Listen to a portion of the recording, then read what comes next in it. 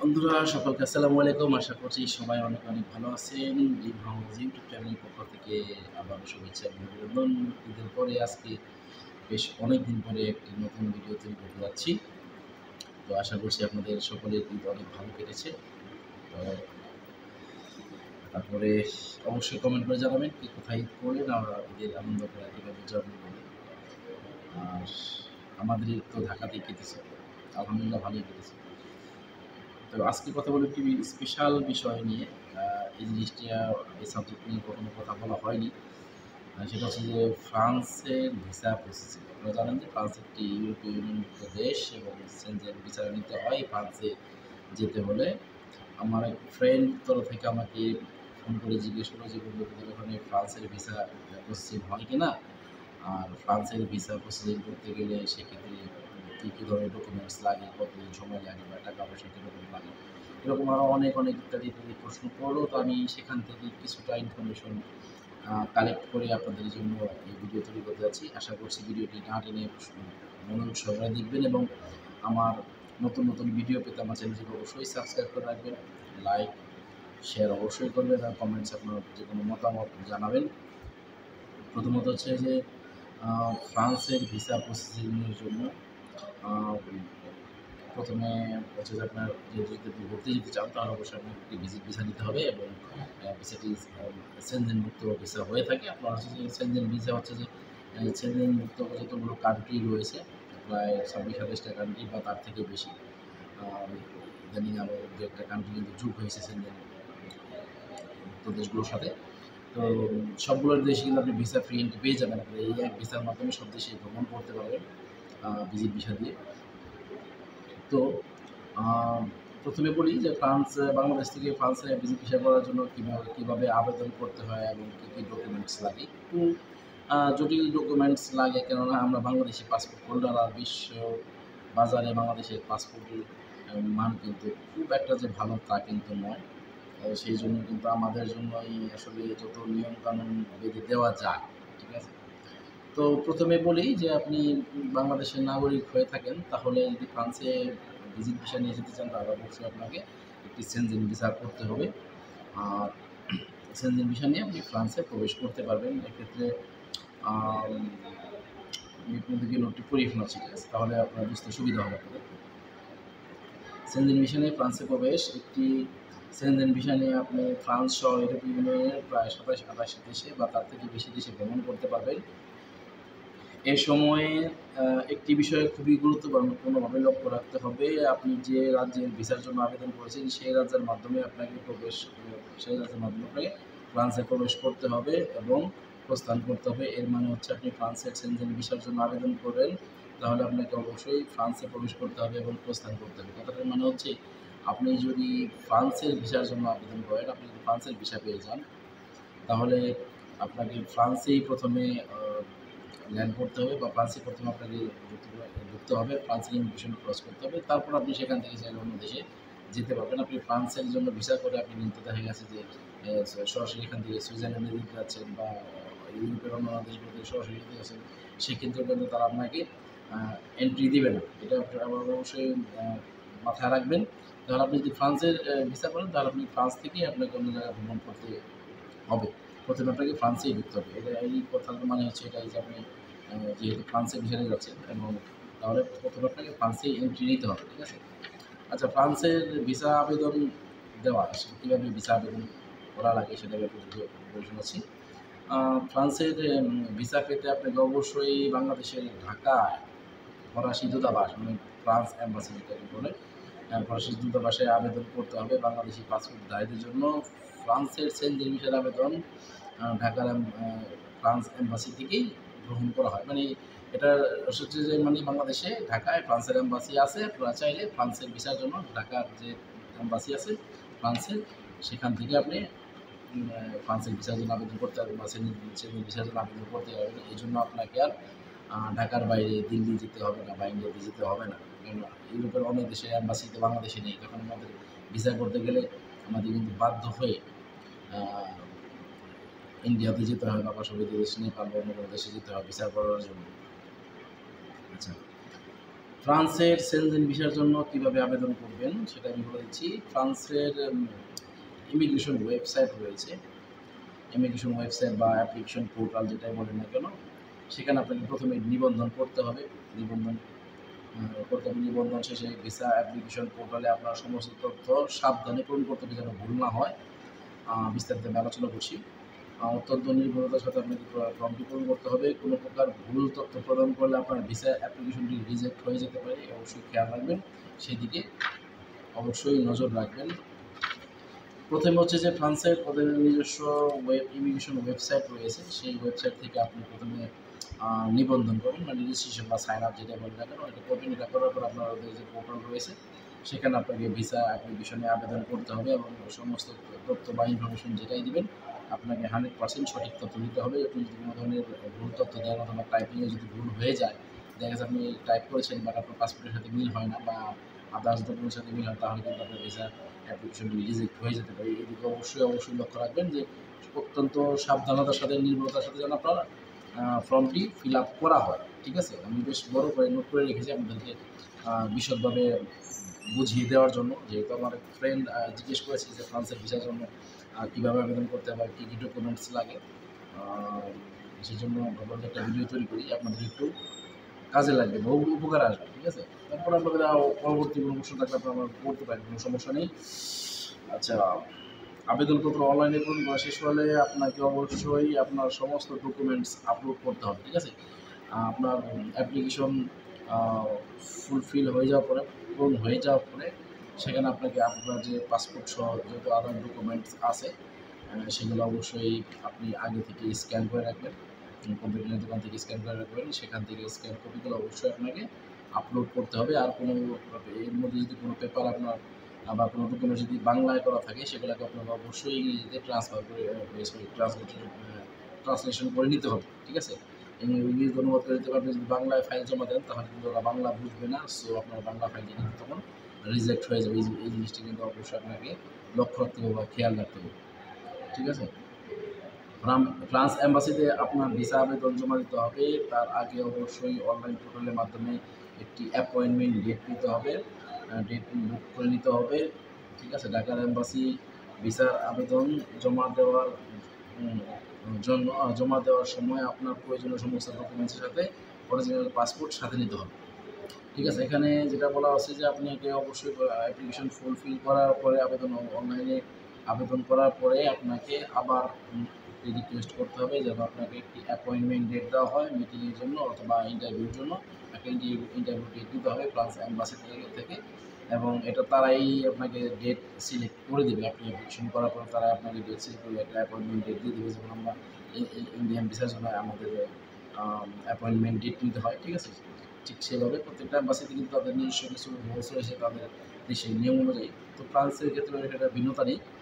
ফ্রান্সের ভিসার জন্য কিন্তু আপনাকে অনলাইনে আবেদন করতে হয়, তারপর সেখান থেকে আবার অনলাইনে অ্যাপয়েন্টমেন্ট ডেট দিতে হয়। আপনার অ্যাপয়েন্টমেন্ট ডেট নেওয়ার পর তারা আপনাকে একটি ডেট দিবে। ডেট দেওয়ার পর ওই যে আপনি যখন সেখানে ডেটে তাদের সাথে মিট করার জন্য যাবেন বা ইন্টারভিউ দেওয়ার জন্য যাবেন, তখন আপনার সমস্ত ডকুমেন্টসগুলো আপনার সাথে নিয়ে যাবেন এবং সাথে করে অবশ্যই অরিজিনাল পাসপোর্টটি সাথে নিয়ে যাবেন। যেহেতু আপনি ভিসার জন্য আবেদন করছেন, আপনি যদি অরিজিনাল পাসপোর্ট শুধু কপি নিয়ে যান তাহলে কিন্তু তারা আপনার অ্যাপ্লিকেশনটি রিজেক্ট করে দেবে। আপনি অবশ্যই আপনার অরিজিনাল পাসপোর্টটি সাথে করে নিয়ে যেতে হবে। ভিসার সিদ্ধান্ত নেওয়ার সাথে সাথে আপনাকে ইমেলের মাধ্যমে জানানো হবে। পরবর্তীতে ব্যক্তিগতভাবে ফ্রান্স অ্যাম্বাসি থেকে আপনি জমাকৃত পাসপোর্টটি সংগ্রহ করতে পারবেন।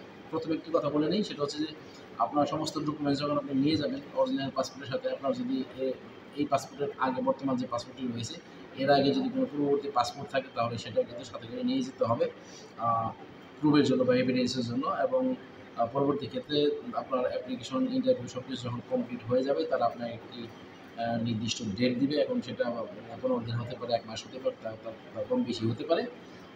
সেই ডেট দেওয়ার মধ্যে আপনার যখন সমস্ত কিছু তারা চেক করে ভেরিফাই করে আপনাকে ভিসা দেওয়া যাবে কিনা সেটা একটা সিদ্ধান্ত আসবে তারা, এবং সিদ্ধান্তটি তাদের রেজাল্ট আপনাকে ইমেলের মাধ্যমে জানিয়ে দেওয়া হবে। আপনি যখন পাসপোর্ট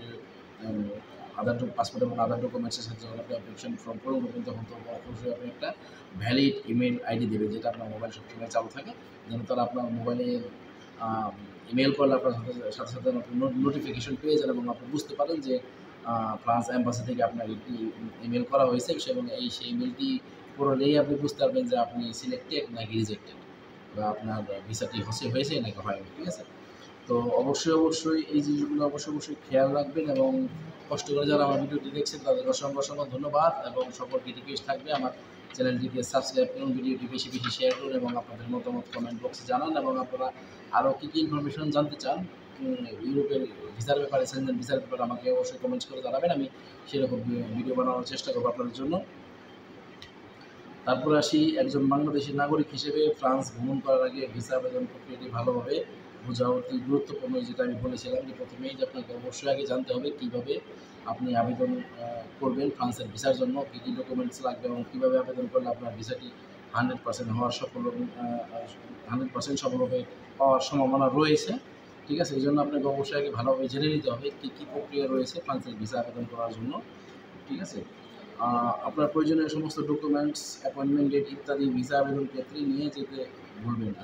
সেটা তো আমি আগেই বললাম যে আপনার ভিসা আবেদন সেন্টারে আপনাকে অবশ্যই আপনার সমস্ত ডকুমেন্টস, পাসপোর্টের সাথে সমস্ত ডকুমেন্টের সাথে কোনো ধরনের ভুল না হয়, ঠিক আছে? বাংলাদেশের নাগরিকরা ফ্রান্সের অ্যাম্বাসি থেকে স্টিকার ভিসা প্রদান করা হয় এবং সকল পাসপোর্টধারীরা আচ্ছা, এটা হচ্ছে যে ফ্রান্সের অ্যাম্বাসি কোনো বাংলাদেশি পাসপোর্টধারীদের জন্য কোনো ভিসা দেওয়া হয় না বা অনলাইন ভিসা দেওয়া হয় না, তাদেরকে স্টিকার ভিসা দেওয়া হয়। সো এটা ভালো, স্টিকার ভিসা যদি পাসপোর্ট একটা এভিডেন্স হয়ে গেলে আপনি ফ্রান্সে ভ্রমণ করতেছেন, এটা ভালো। যেমন ভিসাতে বা ইলেকট্রনিক ভিসার মধ্যে কিন্তু জাস্ট একটা পেপার হয়ে থাকে, এক্ষেত্রে কিন্তু তারা শুধুমাত্র স্টিকার ভিসাই দিয়ে থাকে, ঠিক আছে? ব্যক্তিগতভাবে জমা দেওয়া আছে। আর একটি বিশেষ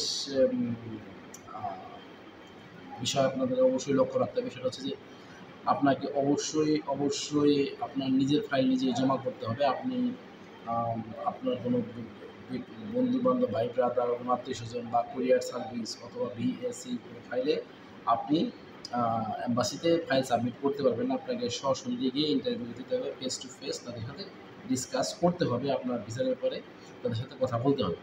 তার মানে হচ্ছে যে অ্যাম্বাসির যে ইন্টারভিউ ডেট রয়েছে, অ্যাপয়েন্টমেন্ট ডেট রয়েছে, সেই ডেট অনুযায়ী আপনি আপনার প্রয়োজনীয় সকল ডকুমেন্টস নিয়ে যাবেন এবং তাদের সাথে তারা ইন্টারভিউ দিতে পারে, 2-4টা কোয়েশনও করতে পারে, বাড়ি থেকে বেশিও করতে পারে। আর আপনাকে নিজেই সশরীরে যেতে হবে আপনার ভিসা আবেদনের জন্য। আপনার কোনো বন্ধুবান্ধব, আত্মীয়স্বজন অথবা কোনো এজেন্সির লোক গিয়ে আপনার জন্য ভিসা আবেদন করতে পারবেন না, এটা অবশ্যই মনে রাখবেন। আপনি যদি কোনো এজেন্সির মাধ্যমে ভিসা করেন, যেমন আমাদের মাধ্যমে যদি আপনি ভিসা করেন, তাহলে আমরা আপনার সমস্ত ফাইলটি প্রসেস করে দেবো, রেডি করে দেবো, কিন্তু অ্যাম্বাসি ফেসটা সেটা আপনার নিজেই হতে হবে আপনার সমস্ত ডকুমেন্টসের সাথে। এটা অবশ্যই মনে রাখবেন এবং মাথায় ভালো মতো গেঁথে রাখবেন, ঠিক আছে? আর যারা আমার চ্যানেলটি অলরেডি সাবস্ক্রাইব করেছেন, আপনার দোয়া এবং ভালোবাসায় অত্যন্ত গুটি পায়ে এগিয়ে যাচ্ছে ড্রিম হাউস। তো ইনশাল্লাহ আপনাদের দোয়া এবং ভালোবাসা থাকলে আস্তে আরও সামনের দিকে এগিয়ে যাবেন। সবাই বেশি করে সাবস্ক্রাইব করবে, যেমন কি এরকম আরও নতুন ভিডিও পেতে বেল আইকনটি অন করে রাখবেন, ঠিক আছে? এখন আসি আসল ব্যাপার, যে আমি ভাই ফ্রান্সে যাবো, আমার কী কী ডকুমেন্টস লাগবে, কী কী ডকুমেন্টস হলে আমি ফ্রান্সের ভিসার জন্য আবেদন করতে পারবো। তাহলে ওখানে আমি বলে দিই যে সংশোধন হয়েছে। আচ্ছা, অনেক ডকুমেন্টস লাগে বাংলাদেশি পাসপোর্টধারীদের জন্য, আমি আস্তে বলছি। প্রথম হচ্ছে আপনার পাসপোর্ট, অরিজিনাল পাসপোর্ট থাকতে হবে, সেটার মেয়াদ অবশ্যই 6 মাসের বেশি থাকতে হবে, ঠিক আছে? পুরোনো পাসপোর্টের উপর বছর, এটার মেয়াদ অবশ্যই 6 মাসের বেশি থাকতে হবে এবং পাসপোর্টে মিনিমাম 2 পৃষ্ঠা খালি, তবে পাসপোর্টের 2 পৃষ্ঠা 3 পৃষ্ঠা বা থেকে বেশি পৃষ্ঠা খালি থাকে, সমস্যা নেই। তারপর আপনাদের জানিয়ে দিলাম, আপনার পাসপোর্ট, অরিজিনাল পাসপোর্ট অবশ্যই 6 মাসের বেশি মেয়াদ থাকতে হবে এবং পৃষ্ঠার ব্যাপারে অবশ্যই মিনিমাম 2টা পৃষ্ঠা খালি থাকতে হবে, তার স্টিকারটা লাগাতে হবে, ঠিক আছে? আবেদন কারীর যদি পুরনো পাসপোর্ট থাকে সেক্ষেত্রে সেটাও অন্তর্ভুক্ত করা হবে। আমি বললাম যে আপনি যখন অ্যাম্বাসিতে যাবেন তখন অবশ্যই আপনার যদি এই পাসপোর্ট, বর্তমান পাসপোর্ট ছাড়াও যদি আগে কোনো পাসপোর্ট থাকে, সেটা হতে পারে ইলেকট্রনিক পাসপোর্ট, এমআরপি পাসপোর্ট অথবা হ্যান্ডরাইটিং পাসপোর্ট, অবশ্যই আপনি সাথে করে নিয়ে যাবেন যে আপনার পুরনো পাসপোর্টও রয়েছে।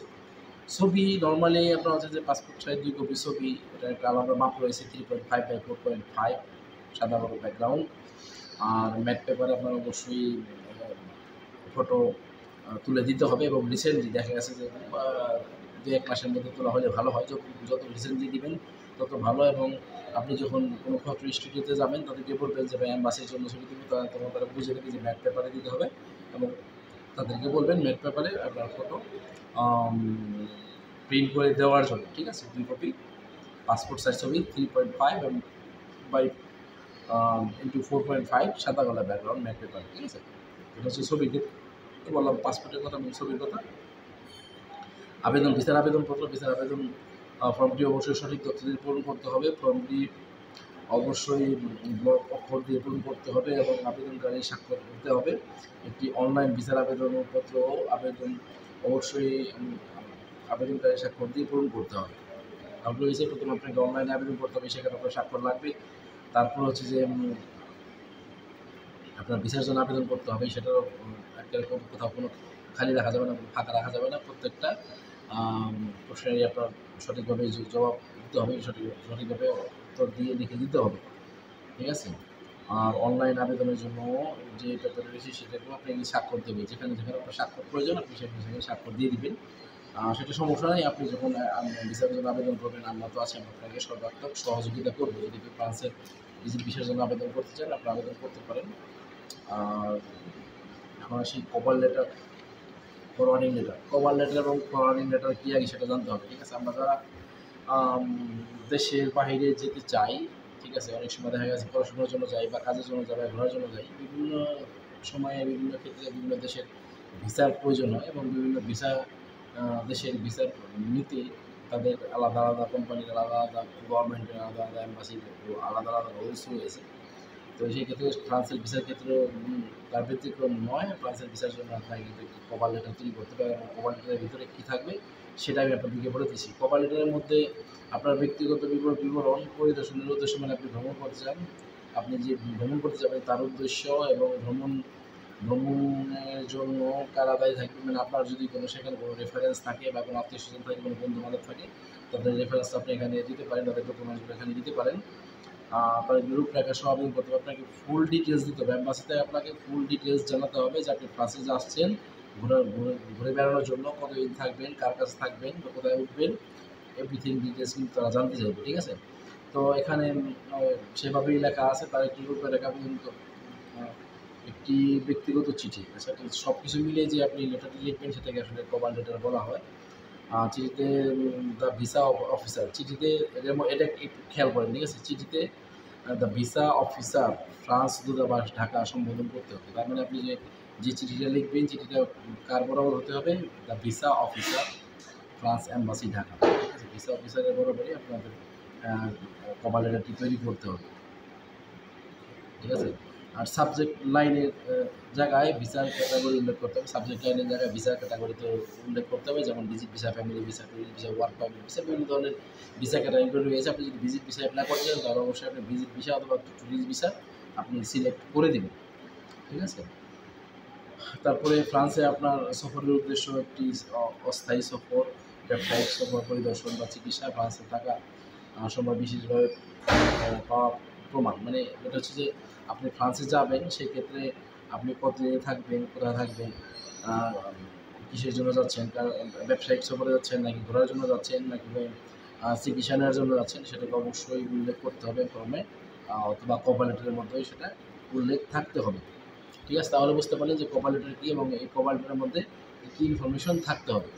এখন আসি যে ফরওয়ার্ডিং লেটার। আপনার কভার লেটারের পরে আপনার লাগবে ফরওয়ার্ডিং লেটার। নিয়োগ কর্মকর্তার অফিস থেকে একটি চিঠি, যেমন প্রতিষ্ঠানের লেটার হেড প্যাডে একটি এনওসি বা এমওআই, চিঠিতে আবেদনকারীর নাম, পদবি, পাসপোর্ট নাম্বার, আবেদন করার উদ্দেশ্য, পরিদর্শনের সময় নির্ধারণের ভূমিকা, সময়কাল, যোগাযোগের বিষয় বিবরণ এবং অন্যান্য প্রয়োজনীয় বিবরণ। এটা হচ্ছে যে আমরা যদি কোনো কোম্পানিতে জব করি বা গভর্নমেন্ট সেক্টরে জব করি, সেক্ষেত্রে তাদের অফিস থেকে কিন্তু এই ফরওয়ার্ডিং লেটারটা নিয়ে যাওয়া যায়, যেটাকে আমরা এনওসি বলে থাকি বা এলওআই বলে থাকি।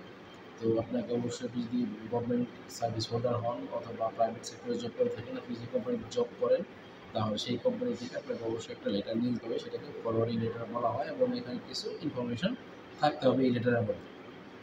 তাহলে বুঝে গেলেন যে কভার লেটারের পরে লাগবে ফরওয়ার্ডিং লেটার, এরপরে কী লাগে? অনেক কিছু লাগে ভাই, অনেক কিছু লাগে। এটা আসলে বিশদ আকারের জিনিস, তারপর এত কিছু তারপর অনেক সময় কিন্তু ভিসা রিজেক্ট হয়ে যায় প্রপারলি না বোঝার কারণে, প্রপারলি ফুলফিল সঠিক তথ্য না দেওয়ার কারণে। ঠিক আছে, ট্যুরের পরিকল্পনা আবেদনকারীর সমস্ত ট্যুর প্ল্যান জমা দিতে হবে, তিনি কতদিন থাকবেন, কোন জায়গায় থাকবেন এবং অন্য সব। ঠিক আছে, আমি আগেই বলেছি আপনি যখন অ্যাম্বাসিতে যাবেন ইন্টারভিউ দেওয়ার জন্য বা মিট করার জন্য বা অ্যাপয়েন্টমেন্ট কোনো জায়গায় যাবেন, এবং সেখানে আপনাকে কিন্তু আপনার পুরো ট্যুর পরিকল্পনার প্রমাণ দিতে হবে। আমার যে ফ্রেন্ডরা জানতে চেয়েছিল ফ্রান্সের ভিসার জন্য, ও কিন্তু রিসেন্টলি যে ফ্রান্সের অলিম্পিক গেমস হবে, সেই অলিম্পিক গেমসের জন্য কিন্তু সে খেলা দেখার জন্য ভিজিট ভিসাতে আবেদন করার ইচ্ছা পোষণ করেছে। তো এটা কিন্তু একটা রিজন যে সেখানে আমি খেলা দেখার জন্য যাব। তো আপনাদের অবশ্যই এই ধরনের ট্যুর প্ল্যান করতে হবে যে আমি ফ্রান্সে খেলা দেখার জন্য যাব বা আইফেল টাওয়ারে যাব, অথবা আমার ফ্রেন্ড সার্কেল আত্মীয়স্বজন রয়েছে তাদের সাথে দেখা করার জন্য যাব। ঠিক আছে, তো অবশ্যই আপনার রিজনটি ট্যুরের যে পরিকল্পনা, কোথায় যাবেন, কতদিন থাকবেন, কোনো গ্রুপ থাকলে তাদের রেফারেন্স দেন, তাদের কাছ থেকে ইনভাইটেশনও আনতে পারবে। তো এখানে যতগুলো আপনার ট্যুর প্ল্যানের মধ্যে যা যা থাকবে, কোথায় কোথায় ঘুরবেন, ঠিক আছে, সব কিছু ইনফরমেশন এখানে আগে থেকে দিয়ে দেওয়ার চেষ্টা করবেন, তাহলে আপনার ভিসাটি রিজেক্ট হওয়ার সম্ভাবনা একদমই নাই বলেই চলে। আচ্ছা, আইডি কার্ড, ভিজিটিং কার্ড, ঠিক আছে, আপনি যদি কোম্পানিতে জব করেন বা সরকারি কোনো কোথাও জব করেন, ব্যাংকে জব করেন, তাহলে অবশ্যই আপনার কোম্পানির আইডি থাকবে, অথবা আপনি যদি নিজে বিজনেস করে থাকেন আপনার অবশ্যই ভিজিটিং কার্ড থাকবে, বিজনেস কার্ড থাকবে। তো এগুলো অবশ্যই জমা দেবেন। ঠিক আছে, 3 কপি 4 কপি করে জমা দেবেন। 3 কপি দিলেই হয়, মিনিমাম 3 কপি লাগে। আচ্ছা, কোম্পানির স্মারকলিপি, আবেদনকারী যদি কোনো কোম্পানির মালিক বা ব্যবস্থাপনা পরিচালক হয়ে থাকে বা কোম্পানির পরিচালক হিসেবে নিযুক্ত হন, তাহলে কোম্পানির মেমোরেন্ডম মেড একটি পরিষ্কার স্ক্যান কপি দিতে হবে। মেমোরেন্ডম, যারা বিজনেস করেন তারা অবশ্যই এই জিনিসটি জেনে থাকবেন। যদি আপনি কোনো কোম্পানির অনার হয়ে থাকেন বা কোনো কোম্পানির দায়িত্বপ্রাপ্ত পরিচালক হয়ে থাকেন, ব্যবস্থাপনা পরিচালক হয়ে থাকেন, তাহলে আপনার কোম্পানির যে মেমোরেন্ডামের পরিষ্কার একটি কপি দিতে হবে, বা আপনি আপনাদের একটা প্যাড হতে পারে বা আদার কোনো ডকুমেন্টস হতে পারে, সেগুলো যেখানে আপনার কোম্পানির নাম অ্যাড্রেস দেওয়া থাকবে, সেই একটা কপি পরিষ্কার স্ক্যান কপি দিয়ে দিবেন। এখন আসি আসল জিনিসটা, ঠিক আছে, সেটা হচ্ছে যে ব্যাংক স্টেটমেন্ট। আপনি যখন ভ্রমণ করতে যাবেন আপনার অবশ্যই একটি স্ট্রং ব্যাংক স্টেটমেন্ট থাকতে হবে, আর সেটার পরিমাণটা আপনারা যখন আমাদের অফিসে আসবেন আমরা ইনশাআল্লাহ বলে দেবো। আর যদি কোনো ধরনের সাপোর্টের দরকার হয় সেক্ষেত্রেও আমরা সর্বাত্মক চেষ্টা করবো আপনাকে 100% সাপোর্ট দেওয়ার জন্য। অনেকের ব্যাংক সাপোর্টেরও দরকার হয়, যদি ডকুমেন্টস আপনার বরাবর না থাকে তাহলে কিন্তু আপনি ভ্রমণ করতে পারবেন না। সব কিছু নিয়ে গেলেন এয়ারপোর্টে, সব কিছু বিমান ticket, hotel insurance, health insurance সব কিছু নিয়ে গেলেন, কিন্তু আপনার ব্যাংক স্টেটমেন্ট শো করতে পারলেন না, তাহলে কিন্তু আপনাকে তারা ভিসা দিবে না। সো অবশ্যই আপনার ব্যাংক স্টেটমেন্ট লাগবে, এবং আপনাকে আগে জেনে নিতে হবে যে আপনি যদি ফ্রান্সে অ্যাপ্লাই করতে চান তাহলে আপনার কেমন ধরনের ব্যাংক স্টেটমেন্ট লাগবে বা কতদিনের লাগবে। এখানে দেওয়া আছে আপনাদেরকে অবশ্যই গত 6 মাসের তার ব্যক্তিগত ব্যাংক অ্যাকাউন্টের স্টেটমেন্ট জমা দিতে হবে, অনুমোদিত ব্যাংক স্ট্যাম্প এবং স্বাক্ষর সহ ব্যাংকের নাম, টেলিফোন নাম্বার ইত্যাদি উল্লেখ করতে হবে। এটা খুবই সহজ একটি বিষয়। আপনি যখন ব্যাংকে থেকে স্টেটমেন্ট নেবেন তারা এমনিতে একটা স্ট্যাম্প এবং একটা সাইন করে দেয়, সেই জিনিসটাই কথা বলা হয়েছে যে আপনি ব্যাংকে থেকে অবশ্যই আপনার একটা স্টেটমেন্ট নেবেন লাস্ট 6 মান্থের বা 6 মাসের, এবং তারা অবশ্যই এটাকে সই করে তারপর একটা সিল সার্কেল মেরে দিবে, সেটাকে বলা হয়েছে ব্যাংক স্টেটমেন্ট। এবং ব্যাংক স্টেটমেন্ট কত লাগবে, 5 লাখ, 10 লাখ, 15 লাখ, 20 লাখ কত লাগবে সেটা জানার জন্য আপনাকে আসতে হবে আমাদের অফিসে, অথবা আমাদের কমেন্ট বক্সে কমেন্ট করতে পারেন, আমরা আমাদের কন্ট্যাক্ট নাম্বারটি দিয়ে দেবো, আপনি সেই কন্ট্যাক্ট নাম্বার দেখে আমাদের সাথে যোগাযোগ করতে পারেন। এখনও ভিডিও শেষ হয়নি, মনোযোগ সহকারে আরও কিছু বাকি রয়েছে। আসলে প্রচুর গরম যাচ্ছে, ঢাকাতে প্রচুর গরম যাচ্ছে, দিন দিন অবস্থা খারাপ হয়ে যাচ্ছে। আপনারা জানেন যে ইতিপূর্বে প্রায় 40 ডিগ্রি তাপমাত্রা আমার বাংলাদেশে কোনো একটা জায়গায় 40 ডিগ্রি তাপমাত্রা কিন্তু রেকর্ড করা হয়েছে। কল্পনা করতে পারি যে 40 ডিগ্রি তাপমাত্রা, তাহলে সেই মরুভূমির দেশ সৌদি, দুবাই, কাতার, কুয়েত, বাহরাইন হয়ে গেল, গরমের দেশ হয়ে গেল।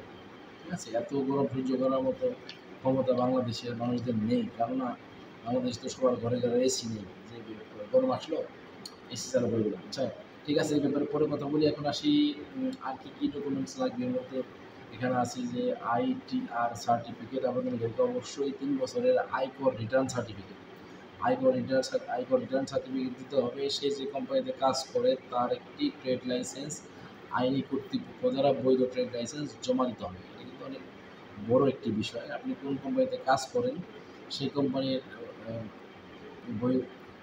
বৈধ লাইসেন্স লাগবে এবং আপনার যে যে কোম্পানিতে আপনি কাজ করেন অথবা আপনার যে কোম্পানি আপনার বিজনেস সেই কোম্পানির 3 বছরের আয়কর রিটার্ন সার্টিফিকেট জমা দিতে হবে। আপনি যখন আয়কর দেন তখন তারা একটি সার্টিফিকেট দেন, তাই না? সো আয়কর রিটার্ন সার্টিফিকেট আপনাকে সংগ্রহ করে সেটাকে জমা দিতে হবে সাথে, ঠিক আছে? তার মানে ফ্রান্স কিন্তু এই ট্যাক্সের ব্যাপারটা কিন্তু খুব ভালোভাবে ফলো করে। এই জন্য হয়তো তারা আয়কর রিটার্ন সার্টিফিকেট আছে যে আমরা ঠিক মতন ট্যাক্স পে করি কিনা গভর্নমেন্টকে। আচ্ছা, ভ্রমণ স্বাস্থ্য বিমা, ঠিক আছে? এ ব্যাপারে আমার আসলে তেমন অভিজ্ঞতা ছিল না। আপনাদেরকে আগে প্রথমে পড়িয়ে শোনাচ্ছি, তারপরে বোঝানোর চেষ্টা করতেছি। আবেদনকারীকে অবশ্যই তার ভ্রমণ স্বাস্থ্য বিমা একটি আসল কপি জমা দিতে হবে এবং একটি ফটোকপি জমা দিতে হবে। ভ্রমণ স্বাস্থ্য বিমা একজন আবেদনকারীর উদ্দেশ্যে পূর্ণ দৈর্ঘ্য কভার করে।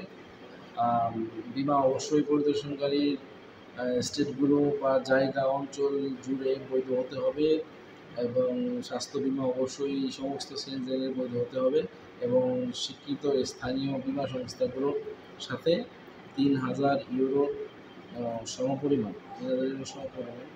আচ্ছা, এখানে কথা হচ্ছে যে আপনাকে অবশ্যই সকল ডকুমেন্টের সাথে একটি হেলথ ইন্স্যুরেন্স করে নিতে হবে, কারণ আপনি যদি সেখানে গিয়ে মারা যান তাহলে আপনার লাশ কীভাবে দেশে অনেক অনেক অনেক কিছু আছে না করুক। তাই বলছি যে আপনাকে অবশ্যই একটি হেলথ ইন্স্যুরেন্স করতে হবে বা স্বাস্থ্য বিমা করতে হবে এবং স্বাস্থ্য বিমা করার পরে এটাকে একটি মূল কপি এবং একটি ফটোকপি জমা দিতে হবে, 2 কপি জমা দিতে হবে। জমা দেওয়ার পরে আপনি অবশ্যই আপনার যে স্বাস্থ্য বিমার পেপারটি থাকবে বা একটা হেলথ ইন্স্যুরেন্স পেপার থাকবে, সেটা অবশ্যই আপনি যেখানে যাবেন সেই জায়গার জন্য বৈধ হতে হবে এবং ইউরোপের সমস্ত দেশে কিন্তু বৈধ হতে হবে, ঠিক আছে? এই জিনিসটা অবশ্যই খেয়াল রাখবেন যেন আপনার পেপারটি বৈধ হয় এবং ইউরোপের সমস্ত দেশে এটাকে আপনি ইউজ করতে পারেন, ঠিক আছে? এই হচ্ছে আমাদের বেসিক ডকুমেন্টস। যে ফ্রান্স ভিসা করতে গেলে কী কী লাগে আপনাদের অনেক হেল্পফুল হবে আমার ভিডিওটি, আশা করছি। আমি আরও কিছু ইনফরমেশন আমি আপনাদেরকে দিয়ে দিচ্ছি যেটা আমার জানা আছে, আপনাদের হয়তো জানা নেই, কিন্তু এখন জেনে নেবেন। প্রথমত আপনি যখন ফ্রান্সে ঘুরতে যেতে চান, ফ্রান্স ইমিগ্রেশন অনেক ক্রিটিক্যাল একটি জায়গা। আমাদের অনেকের কিন্তু আত্মীয়স্বজন সেখানে রয়েছে, অনেক ভাই বোনেরা বন্ধুবান্ধব রয়েছে।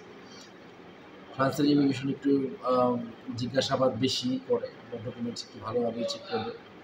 তো আপনার সমস্ত ডকুমেন্টসের সাথে আপনি অবশ্যই একটু ভালোভাবে জেনে যাবেন যে কী কী ধরনের প্রশ্ন করতে পারে এবং আপনার যে ট্রাভেল ইন্স্যুরেন্স থাকবে মানে হেলথ ইন্স্যুরেন্স থাকবে সেটা কিন্তু বৈধ হতে হবে এবং ইউরোপের সব দেশেই যেন এটাকে আপনি ইউজ করতে পারেন। কী যেন বলতেছিলাম ভুলে গেছি, আমি আর একটা কথা বলি তারপরে আমি আপনাদের দেখাচ্ছি। তারপরে রিটার্ন টিকিট করতে হবে, ঠিক আছে? আপনি যদি ওয়ান ওয়ে টিকিট করে যান তাহলে কিন্তু আপনাকে তারা এন্ট্রি নাও দিতে পারে অথবা বাংলাদেশি এয়ারপোর্টে আপনাকে স্টপ করে দিতে পারে। আপনি যখনই ভিজিট ভিসা যাবেন, যেগুলো দেশে যান না কেন ভিজিট ভিসায়, আপনাকে অবশ্যই up down ticket, hotel booking, এই দুটো জিনিস কিন্তু করে নিতেই হবে। আপ ডাউন টিকিট এবং হোটেল বুকিং এই জিনিসটা করে নিতেই হবে। আরেকটা কথা বলতেছিলাম, সত্য ভুলে গেলাম। হ্যাঁ, আর তো সার্টিফিকেট যেটা থাকবে আপনার স্বাস্থ্য বিমা, সেটা অবশ্যই পৃথিবীর সব দেশে বৈধ হতে হবে, ঠিক আছে? এক্সপায়ার কোনো কী বলে ডকুমেন্টস জমা দেওয়া যাবে না, ঠিক আছে? স্বাস্থ্য বিমার অবশ্যই নিয়ে থাকতে হবে। একটা কথা বলতে গিয়েও আপনাদের সাথে কথা বলতে গিয়ে ভুলে গেছি স্যার, হোটেল রিজার্ভেশন। হ্যাঁ, আরেকটা কথা হচ্ছে যে হোটেল রিজার্ভেশন আপনাকে অবশ্যই করে নিতে হবে। এয়ার টিকিটও করে নিতে হবে। হোটেল রিজার্ভেশন আপনার অবশ্যই লাগবে আপনি যখন বাংলাদেশ থেকে ট্রাভেল করবেন।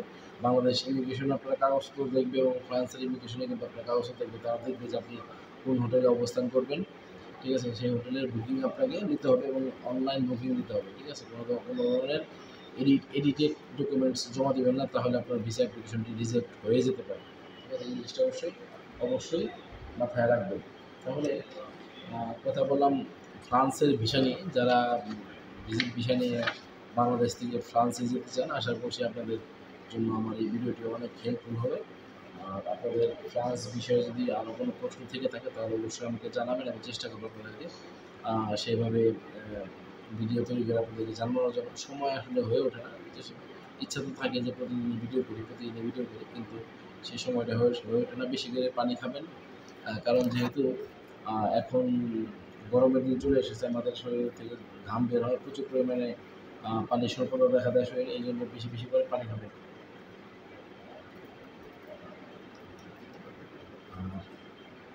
হ্যাঁ, এখন মনে পড়ছে যেটা নিয়ে কথা বলতেছিলাম, সেটা হচ্ছে যে